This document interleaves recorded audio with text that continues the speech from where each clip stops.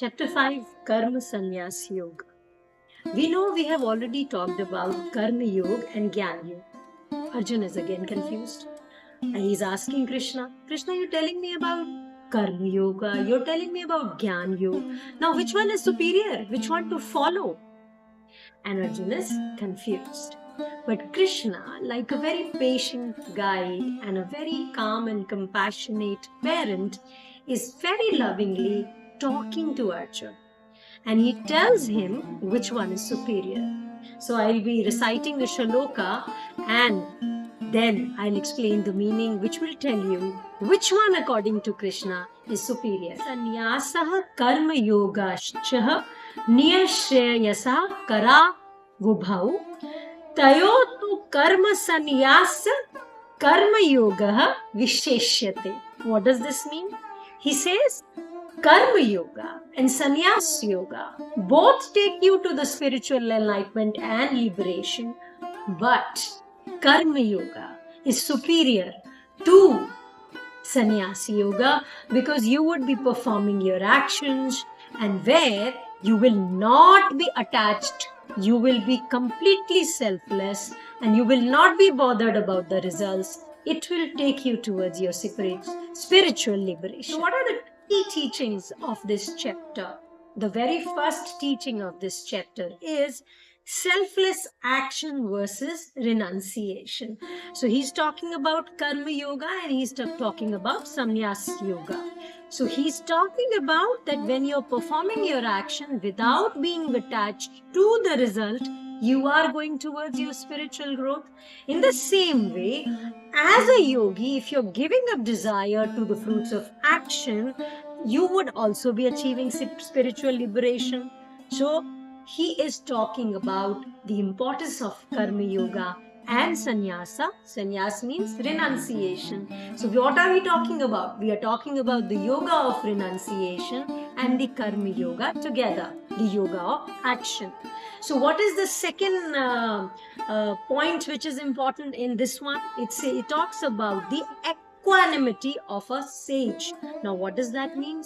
He says that the true sage who sees all actions are equal and nothing is different and he's able to maintain balance between anger and desire and he's not affected by anything, then you achieve that spiritual liberation because you understand the impermanent nature of this world, that this world is going to go away.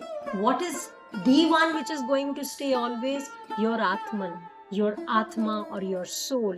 So your soul should be at peace. You should have achieved that by renouncing all the things which take you towards desire or make you angry. Third point which we talk about is detachment from fruits of action, and we are talking this all the time.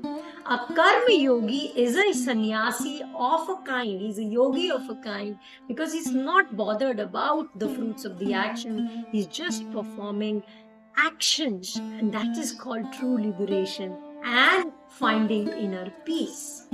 Fourth point which we are talking about is the role of duty. Here when we talk about duty, swadharma, it is essential and he says that you can't renounce action. Everybody cannot renounce action. When you're properly executing your duty by detaching yourself, you will achieve your spiritual wisdom and you will be united towards the journey of your liberation. The fifth point is spiritual wisdom, which means that you have realized that this world is not what you are, your physical body, and all the people or the beings, they are different from your supreme Atman. And your mind, you have to control. You don't have to give in to it. Then you have achieved that spiritual wisdom. When we talk about the relevance of it in life today, let's talk about the first point, which is working career. We are all disturbed about the outcomes. What is going to happen? Am I going to perform my best? So we forget the process. So in your work and career, if you put your attention onto that process or the duty of doing what you're doing and enjoying that process, You probably get the fruit which is deserved and desired, maybe, though desire is something you have to leave. You just have to enjoy your process. But because we are just focusing on that result, we are not able to enjoy the process, and hence our journey becomes a very tiresome and troublesome one. So we have to learn to balance. We have to learn to understand that we have to be satisfied with what we are doing instead of worrying for the action. Point 2 is personal relationships. In relationships, when we talk about selfless love and there are no expectations and we don't want a lot of things in return and we just give with the idea of feeling good about it, performing our duty, and that selfless love, you will see the conflicts will go less, and believe you me, you will be surprised with what you get. That surprise would really make you say, I have to be selfless. Might sound a little poetic or dramatic, but try it out. You will find the difference. Third point is life's challenges. When you know that you don't have to be bothered, you don't have to get angry, your desires don't have to take you, the life's challenges would become a journey. They will not bother you because you will not be attached to them. You'll be detached and you'll be performing your duties in a detached manner. So the uncertainties will not disturb you. Your stress and anxiety would not go high and you'll be at peace with yourself. Next point, inner peace, definitely. You would have achieved your inner peace.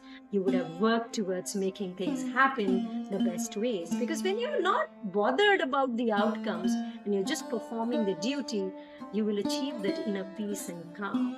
And that is one good thing which will happen, because in today's world and time, when we talk about the psychological distresses, stresses, the problems, conflicts, they really are taking a toll on everybody. So I think Krishna is a very good guide and a parent who's giving us very good information, and he's guiding us, so to say. So he becomes the guide and the guru.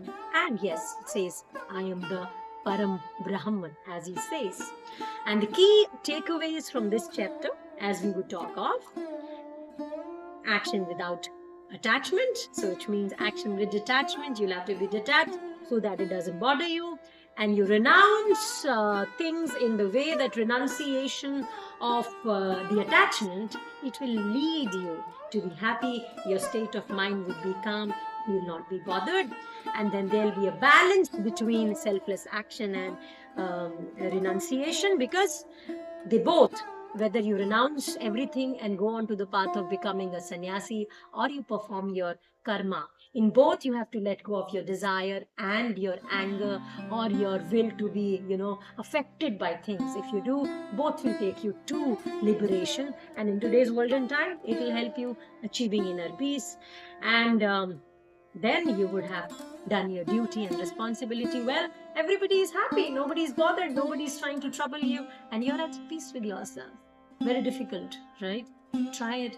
Try to be selfless. Try not to be bothered about the results, because results are making a lot of kids get into a lot of anxiety, stress, and every human being is feeling the brunt of it. So if we can get selfless in the way that if we detach, we have to perform our karma, but enjoy the process and don't think about the result. Namaskar.